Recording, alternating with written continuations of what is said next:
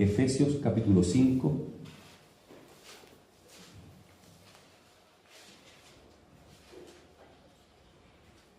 Efesios capítulo 5, desde el versículo 15 al 17.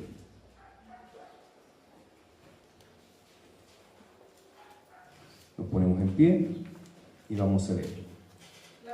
Dice así: mirad pues con diligencia cómo andéis, no como necios, sino como sabios, aprovechando bien el tiempo, porque los días son malos. Por tanto, no seáis insensatos, sino entendidos de cuál sea la voluntad del Señor. Bueno, como ustedes recuerdan, la semana pasada iniciamos una serie de sermones acerca de la mayordomía. El pastor David habló la semana pasada acerca de la mayordomía en cuanto a nuestra salud, en cuidar la salud de nuestro cuerpo. Y la palabra mayordomía tiene que ver con administración. De ahí viene el término mayordomo, que es una persona encargada de administrar un lugar. Pero introduciéndonos en el concepto cristiano de mayordomía, pensemos, hermanos, en cuán grande es Dios. Dios es el creador del universo, el creador del cosmos. No sé si alguno de ustedes ha tenido la oportunidad de ver algún documental acerca del universo. El universo es enorme, ¿cierto, Pascal? Es enorme. Piensen en la distancia que hay de una estrella a otra. Por ejemplo, la estrella más cercana al Sol se llama Alpha Centauri y está a 4,5 años luz de la Tierra. Es decir, si pudiésemos viajar a la velocidad de la luz, es decir, a 300.000 kilómetros por segundo, nos tardaríamos 4 años y medio en llegar a la estrella más cercana al Sol. Es solamente la estrella más cercana al Sol. Y sabemos que en nuestra galaxia hay millones de estrellas. Y fuera de nuestra galaxia hay miles de millones de galaxias. De hecho, la galaxia más cercana a nuestra Vía Láctea se llama la galaxia de Andrómeda. Y Andrómeda está a una distancia de nosotros de 2,5 millones de años luz. Imagínense las cantidades enormes. O sea, está muy bien dicho cuando se habla de distancias astronómicas, distancias siderales. Son distancias inimaginables. O sea, el poder de Dios, la grandeza de Dios no alcanza a ser captada por nuestras mentes. Es un Dios infinito. Su creación nos parece ser infinita. No alcanza nuestras mentes a comprender. Ahora lo extraordinario es que ese Dios que creó este universo le ha delegado al ser humano la mayordomía de su creación, al menos en lo que concierne a nuestro contexto más cercano, que es el planeta Tierra. Dios crea al ser humano e inmediatamente le da 3 mandatos, 3 tipos de mandatos. Sabemos que uno es el mandato espiritual que le da a Adán y Eva. Les da órdenes, les dice: de todo árbol del huerto pueden comer, mas del árbol de la ciencia del bien y del mal no podrán comer, porque ciertamente que del día que de él comieren, ciertamente morirán. Pero además del mandato espiritual hay un mandato cultural y un mandato social. El mandato social es el mandato de multiplicarse, formar familias y poblar la tierra en torno a matrimonios constituidos por un hombre y una mujer. Eso es el mandato social. Pero también hay un mandato cultural que consiste en dominar la tierra, en cultivarla, en trabajarla, en dominar a los animales de la tierra, los peces del mar y las aves de los cielos. Y dentro de ese mandato cultural, de dominar, de administrar la creación, bien podemos también hablar acerca de la mayordomía del tiempo, de darle buen uso al tiempo. El ser humano es responsable de usar correctamente el tiempo. El tema de hoy es la mayordomía de nuestro tiempo. Y el texto que acabamos de leer en Efesios habla explícitamente acerca de aprovechar bien el tiempo. Al menos la versión Reina Valera lo dice así: aprovechando bien el tiempo. La carta a los Efesios fue escrita por Pablo cuando él estaba en prisión. Según el relato del libro de Hechos, Pablo estuvo al menos 2 veces en prisión, una en Cesarea y después en Roma.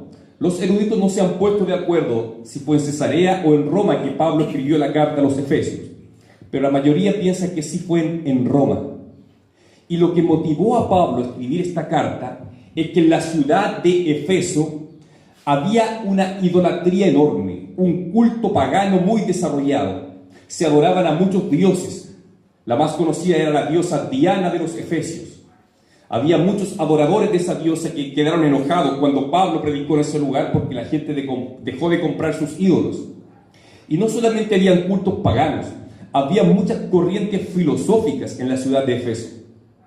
Ahora, los filósofos de aquel tiempo, esos filósofos griegos, eran capaces de cambiar sus pensamientos filosóficos, pasaban de una corriente filosófica a otra continuamente. Sin embargo, el cambiar de confesión filosófica no producía ningún cambio en sus vidas. Pero Pablo entiende que el Evangelio es diferente. Cuando la persona ha creído el Evangelio, lo ha comprendido, necesariamente se producen cambios en sus vidas. Por eso es que en la carta de los Efesios, al menos en los 3 primeros capítulos, Pablo les explica detalladamente lo que es la redención. Les explica cómo Dios el Padre, el Hijo y el Espíritu Santo intervienen en el plan de redención de la humanidad. Y una vez que les explica bien el misterio de la redención, a partir del capítulo 4 les comienza a dar mandamientos acerca de su conducta, acerca de su forma de vivir. Entonces, primero les enseña la doctrina.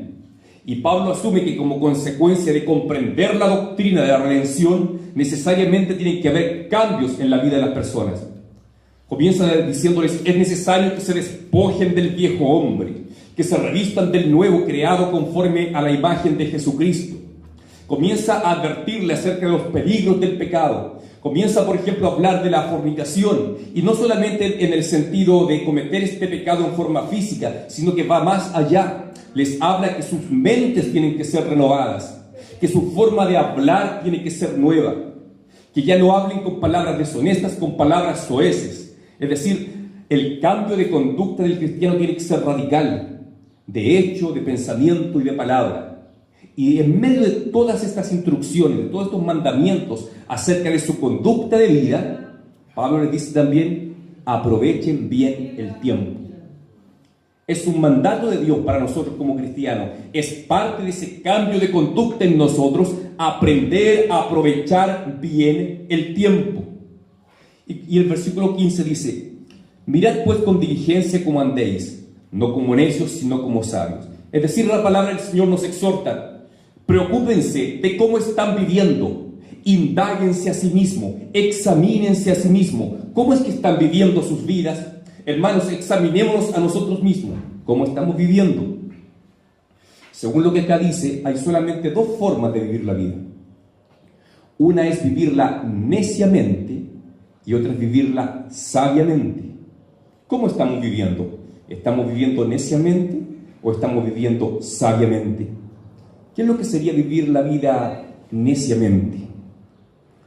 El Salmo 14, versículo 1 dice, dice el necio en su corazón, no hay Dios. Es decir, la expresión máxima de la necedad es negar la existencia de Dios. Una persona que niega la existencia de Dios es la expresión máxima de lo necio, de la necedad, lo opuesto a la sabiduría. A lo mejor podemos pensar, eso está muy lejos de mí, yo por supuesto que creo en Dios, pero no está tan lejos de nuestro entorno, de nuestra sociedad. Fíjense que hace algunos pocos años se hizo una investigación entre la Universidad Católica y Adimar, que ya no existe, pero en ese tiempo existía, y llegaron a la siguiente conclusión de su investigación, que en los últimos 8 años en Chile se ha duplicado el ateísmo. Ninguna religión ha crecido en esa proporción en Chile. El ateísmo se ha duplicado en 8 años. Gente en nuestro país que niega la existencia de Dios. Ahora, el ateísmo es una religión más. ¿Por qué es una religión? Porque aunque no lo crean, se requiere fe para ser ateo. Los ateos creen en algo que ellos no pueden demostrar empíricamente. Ellos creen y están convencidos de que Dios no existe. Sin embargo, ellos no pueden demostrar que Dios no existe. Por lo tanto, ellos terminan aceptando por fe que Dios no existe. Así que ciertamente, en cierta forma, los ateos también son personas de fe. Pero volviendo a nuestro tema, acerca del vivir neciamente. Ya dijimos que un ateo vive en completa necedad. Pero nosotros como creyentes en Cristo también corremos el riesgo de caer en necedad. Cada vez que nosotros como cristianos cedemos ante la tentación, cada vez que cedemos ante el pecado, estamos acercándonos a la necedad del incrédulo. Y muchas veces hemos cedido demasiado terreno y nuestras vidas se han inundado de necedad. Muchos de nosotros podemos dar testimonio de que durante nuestras vidas hemos tomado decisiones pésimas muchas veces. Decisiones que han traído consecuencias muy negativas para nosotros, para nuestras familias y para otras personas.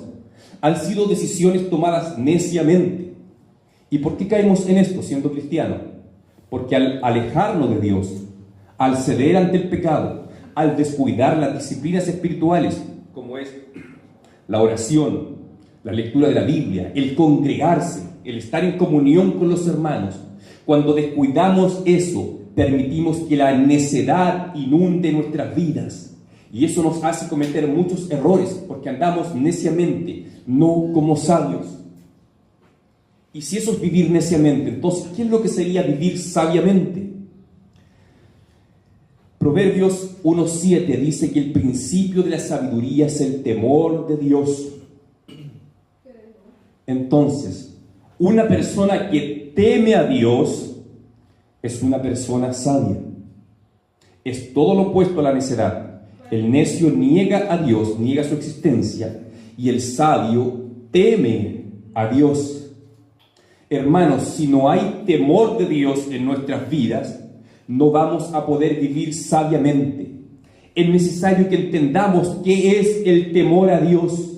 Cuando logremos entender qué es el temor a Dios y ponerlo en práctica, entonces la sabiduría comenzará a florecer en nosotros y se desarrollará en nosotros cada vez más. Algunos ejemplos en la Biblia de personas que realmente tenían temor de Dios. Piensen en David. Cuando David estaba siendo perseguido por Saúl para matarlo, David en más de una ocasión tuvo la oportunidad de asesinar a Saúl y no lo hizo. ¿Por qué no lo hizo? Porque había temor de Dios en su corazón. A pesar de que Saúl estaba totalmente corrompido, aún así David reconocía que había una autoridad delegada de parte de Dios en la vida de Saúl. Lo consideraba siervo del Señor, que Dios le había cedido esa responsabilidad. Por lo tanto, él no se atrevió a ponerle la mano encima al ungido del Señor, porque había temor de Dios en su corazón. De hecho, cuando aquel soldado que finalmente le da muerte a Saúl se acerca a darle la noticia a David, David se enoja mucho con él y dice: ¿cómo no hay temor de Dios en ti? ¿Que te atreves a matar al siervo del Señor? Piensen también en José, cuando estaba en Egipto. José, el hijo de Jacob, cuando estaba en la casa de Potifar y era seducido por la esposa de este. ¿Qué es lo que le dijo José? ¿Acaso yo voy a cometer este pecado tan grande y voy a pecar contra el Señor mi Dios? Y él huyó del lugar. Había temor de Dios en él. Tenía temor de pecar y ofender a su Dios. Y vaya que era una persona sabia, José. Todos estos hombres que manifestaban temor de Dios en su vida fueron usados grandemente por Dios. Muchas veces queremos ser usados por Dios en la obra de Dios. Pero ¿cuánto temor de Dios hay en nuestras vidas? Así que, hermanos, la exhortación es a examinarnos. ¿Cómo estamos viviendo? ¿Neciamente o sabiamente? Tenemos que desarrollar temor de Dios para poder vivir sabiamente. El versículo siguiente dice: aprovechando bien el tiempo, porque los días son malos. Dios ha determinado cuánto es el tiempo, los años o los meses que cada ser humano ha de vivir. Job 14:5 dice: porque los días del hombre están determinados. Han sido decretados los meses de su vida, los cuales no pueden ser traspasados. Es decir, Dios le puso un límite al tiempo que vivirá cada persona. Ninguno de nosotros puede conocer ese tiempo. Eso lo conoce solamente Dios. Solamente Dios conoce cuándo será el día que hemos de partir de este mundo. Ni siquiera podemos sospechar al respecto, especular nada, absolutamente nada. ¿Cuántos de nosotros hemos conocido a personas jóvenes que son muy talentosas, que son piadosas incluso, y que pensamos que tienen un gran futuro, y sin embargo parten de este mundo a muy temprana edad? Así también es muy común hoy en día ver a personas que llegan a los 100 años de vida y pasan los 100 años. ¿Cuántos años vamos a vivir? Es algo que solamente Dios conoce. Y cuando hablamos de aprovechar bien el tiempo, estamos hablando de ese periodo de tiempo, desde que nacemos hasta que morimos. Porque sabemos que como hijos de Dios tenemos vida eterna en Cristo. Cristo nos ha redimido por medio de su sangre y su sacrificio en la cruz y nos ha dado vida eterna. Viviremos eternamente junto a Él. Pero cuando hablamos de administrar bien el tiempo, nos referimos específicamente a ese periodo, desde que nacemos hasta que morimos. Todos hemos de morir, salvo que estemos vivos en el momento que vuelve el Señor Jesucristo y transforme nuestros cuerpos y pasemos a la eternidad. Pero, ¿cómo es que podemos aprovechar bien el tiempo? Hay ejemplos en la historia de personas que han utilizado muy bien su tiempo. Por ejemplo, piensen un hombre como Juan Calvino. Se levantaba muy temprano de mañana a realizar sus quehaceres, que consistían principalmente en orar, estudiar la Biblia y predicar. Llegó un momento en su vida que él comía solamente una vez al día y el resto del tiempo se dedicaba a estudiar la Biblia y a predicar. Claro, aprovechó muy bien el tiempo en ese sentido, pero descuidó su salud, lamentablemente. Por eso que era una persona muy delgada. En los retratos él siempre se ve muy delgado. Comía solamente una vez al día. Hay otros hombres de Dios como Juan Wesley, el fundador del metodismo en el siglo XVIII en Inglaterra. Era un hombre tremendamente disciplinado. Se levantaba todos los días a las 4 de la mañana a orar, y después que realizaba su oración, él realizaba su trabajo como evangelista, como predicador. Y cuando llegaba el final del día, él revisaba todo lo que había hecho durante el día, y si notaba que había algún momento que había desperdiciado durante el día, él lo veía como un gran pecado y se arrepentía y pedía perdón a Dios por eso. Un pastor norteamericano, Jonathan Edwards, del siglo XVIII, cuando él tenía 18 años, escribió 70 resoluciones destinadas también a aprovechar bien el tiempo, donde él se exigía aprovechar cada minuto del día para la gloria de Dios. ¿Cuán lejos estamos muchas veces de eso? ¿Cuántos de nosotros hemos iniciado algún proyecto y no hemos podido terminarlo? ¿Cuántas personas han entrado a estudiar una carrera y no la han finalizado? Lo que acontece es que muchas veces pensamos que los desafíos en la vida son fáciles, y la verdad es que nada en la vida es fácil. Todo tiene su costo, todo tiene su precio. Entonces tenemos que estar dispuestos a esforzarnos al máximo para aprovechar al máximo las oportunidades que Dios nos da en la vida. Va a llegar el momento en que tendremos que dar cuenta delante de Dios por qué hemos hecho con el uso de nuestro tiempo. Recuerden la parábola de los talentos. Dios le da a 3 personas distintos talentos, y cuando Él regresa les pide cuenta de qué hicieron con sus talentos, si los multiplicaron o no. A cada uno de nosotros Dios nos ha entregado dones, nos ha entregado oportunidades en la vida, que lamentablemente no siempre las hemos aprovechado. Por eso es que es necesaria esta exhortación de aprovechar bien el tiempo, de dedicar nuestras energías a lo que realmente es importante, a no desperdiciarla en cosas que no van a traer edificación sobre nuestra vida. Esa es la exhortación que Pablo le está haciendo a estos hermanos de Efesios. Proverbios 13:4 dice que el alma del perezoso desea, pero nada alcanza, mas el alma de los diligentes será prosperada. Una persona perezosa que no usa bien su tiempo, que no está dispuesto a invertir en el esfuerzo para lograr sus metas, va a estar siempre soñando y anhelando muchas cosas, mas nada va a lograr. Pero el alma de los dirigentes, las personas que se esfuerzan, que aprovechan al máximo el tiempo que Dios les ha dado, dice que será prosperado. Es decir, Dios recompensa el esfuerzo.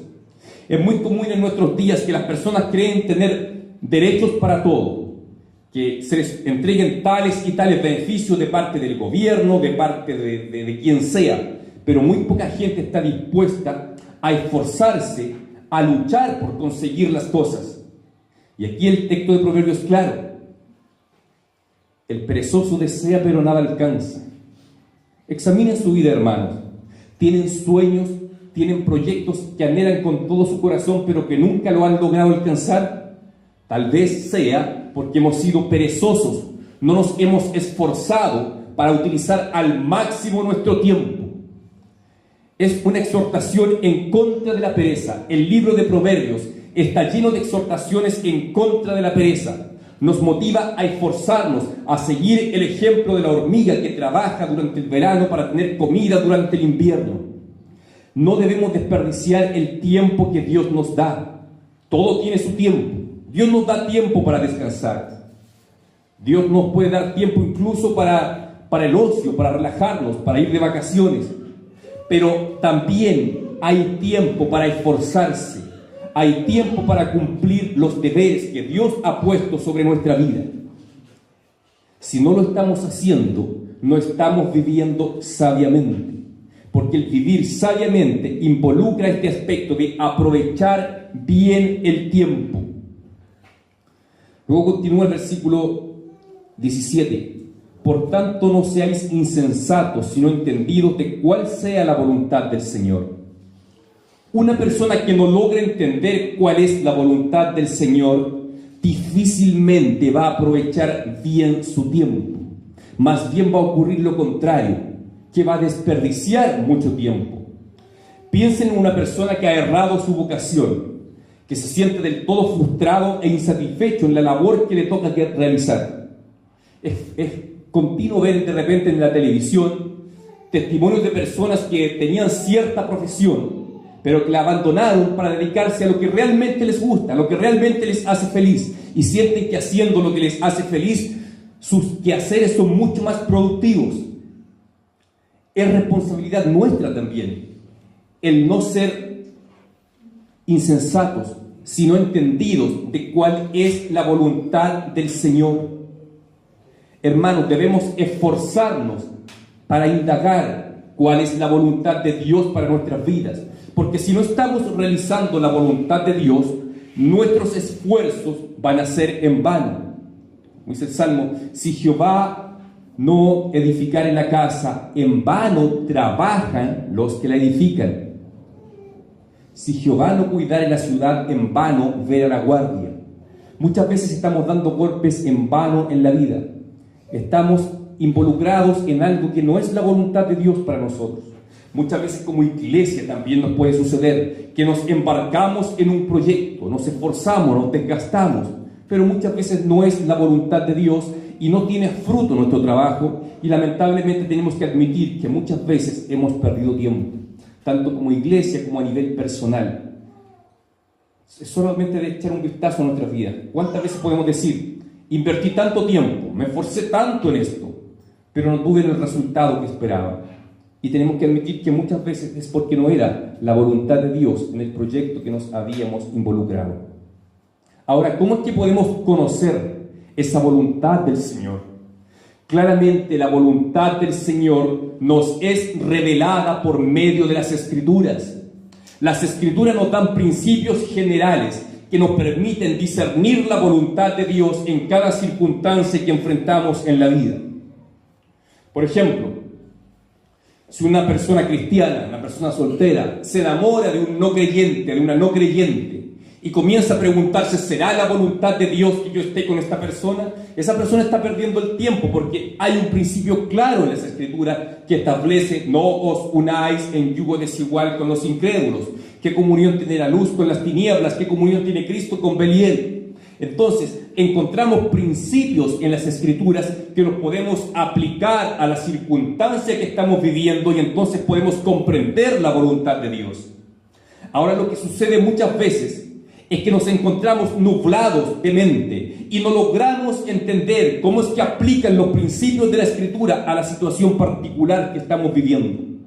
En esas situaciones es necesario que oremos a Dios, pedirle a Dios que ilumine nuestro entendimiento para que podamos entender cómo se aplican los principios de las Escrituras a la situación que estamos enfrentando. Y Dios puede utilizar diversas formas para ayudarnos a entender estos principios. Dios puede utilizar a un consejero. Podemos recurrir por consejo a un pastor, a un líder, a personas maduras que hay dentro de la iglesia, y él, con una mente más libre, más neutral, puede discernir cómo es que aplican los principios de la Escritura a la circunstancia que estamos viviendo, y nos puede ser de mucha ayuda. Dios incluso puede utilizar las circunstancias providenciales para ayudarnos a entender su voluntad. Por ejemplo, si estamos postulando a un trabajo y sucede que nos ofrecen 2 trabajos el mismo día y los 2 trabajos son igualmente buenos, ¿qué vamos a hacer? Lo más seguro es que no vamos a encontrar un texto en las Escrituras que nos indique qué trabajo tomar. Pero si oramos al Señor, que Él nos muestre, perfectamente nos puede guiar providencialmente. Podría ocurrir que nos llamen de uno de esos 2 trabajos para avisarnos, ¿saben qué? El trabajo ya no va, olvídelo. Y en esa circunstancia entendemos que la providencia de Dios nos guió a ese otro trabajo. Es perfectamente esperable de parte del cristiano recibir dirección de parte de Dios. Romanos capítulo 8 dice que los hijos de Dios son guiados por el Espíritu Santo. Es promesa de Dios guiarnos, dirigirnos. Y la forma en que el Espíritu Santo nos guía, nos dirige, es por medio de los principios de la Escritura. Y cuando no logramos discernirlo, tenemos que seguir ese camino de orar hasta que Dios nos dé la claridad suficiente. Dios puede utilizar cualquier forma para ayudarnos a entender los principios de la Escritura, para aplicarlos a la situación que estamos viviendo. Entonces, hermanos, recapitulando, nos exhorta el apóstol Pablo acá a examinar nuestras vidas. ¿Cómo estamos viviendo? ¿Estamos viviendo neciamente o estamos viviendo sabiamente? ¿Estamos realmente aprovechando bien el tiempo? Porque los días son malos, dice Pablo. ¿Por qué dice que los días son malos? Porque en su tiempo la sociedad de acá de la ciudad de Efeso estaba altamente corrompida. Se practicaban todo tipo de inmoralidades. Algo muy semejante a lo que ocurre en esta época. La sociedad está corrompida, la sociedad está dispuesta a aceptar cualquier perversión, ideología de género y un montón de cosas, pero no están dispuestos a someterse a la palabra de Dios. Ellos odian a Cristo. Así que hoy en día los tiempos también son malos. Así que será necesario aprovechar bien el tiempo, administrar bien el tiempo, ser buenos mayordomos del uso de nuestro tiempo. En la época de Pablo también lo es hoy en día. Es parte del vivir piadoso, es parte de la transformación del creyente, el aprender a utilizar correctamente, en saber maximizar el uso del tiempo que Dios nos ha entregado. No sabemos cuánto tiempo nos queda en esta vida, pero el tiempo presente que tenemos que utilizarlo correctamente, invirtiéndolo en aquello que es la voluntad de Dios.